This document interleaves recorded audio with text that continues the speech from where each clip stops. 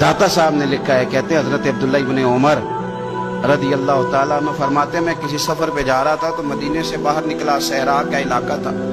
तो दाता साहब फरमाते हैं कि हजरत अब्दुल्ला इब्न उमर कहते हैं मैंने सहरा में एक चरवाहा बकरियां चराते हुए देखा, बकरियां चरा रहा था। फरमाने लगे कि मैंने भी थोड़ी देर वहां रुकना था, सस्ताने के लिए, आराम करने के लिए वहां मैं बैठ गया।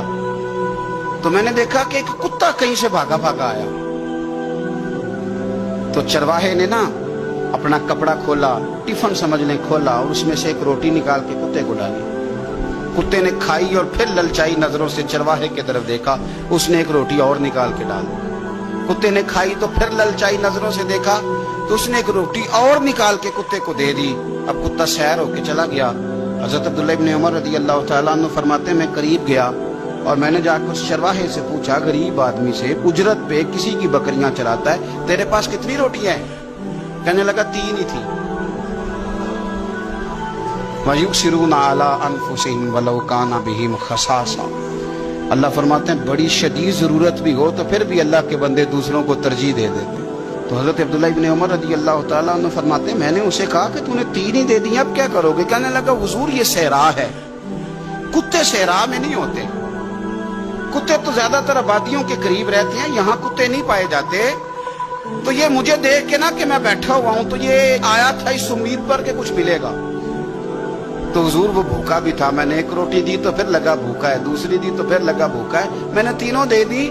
उस बेचारे को पता नहीं को देगा कि नहीं देगा, मैं तो शाम को घर जाके खा लूंगा, इसलिए मैंने उसे दे दी। माला वाले सखी नहीं होंगे कि सखियां कोल माल नहीं होता, इथे उथे दोवी जहानी सखी कंगाल नहीं होता।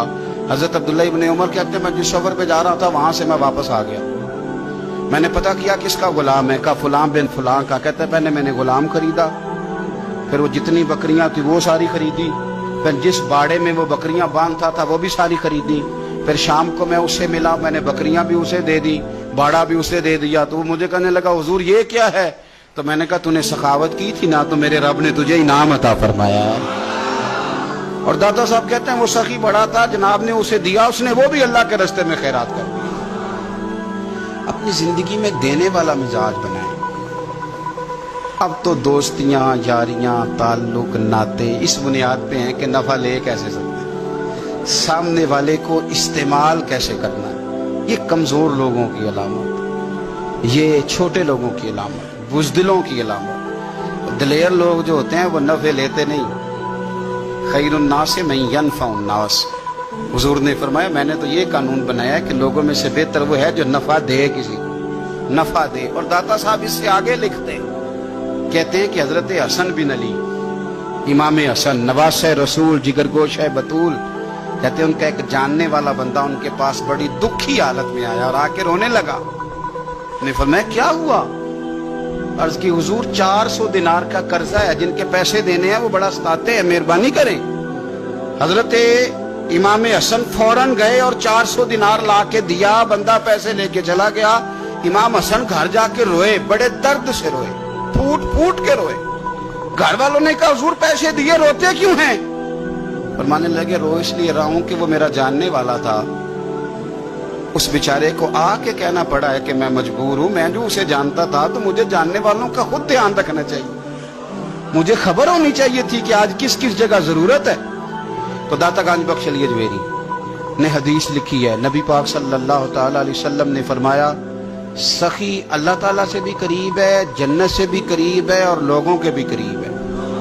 और हुजूर फरमाते हैं ये जो बखील है ना, ये अल्लाह से भी दूर है, जन्नत से भी दूर है और लोगों से भी दूर है। क्यों?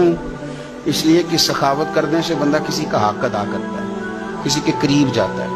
और कंजूसी करने से आप यकीन करें कंजूसी तेजी से फैल गई है।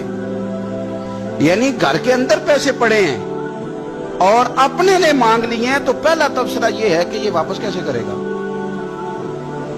ये पता है कब बंदे का ज़हन होता है? जब बंदा इसलिए देता है कि बंदे को दे रहा हूं, और जब ज़हन ये हो ना मैं रब की रजा के लिए दे रहा हूं, तो फिर बंदा इन चक्रों में नहीं पड़ता ये वापस करेगा।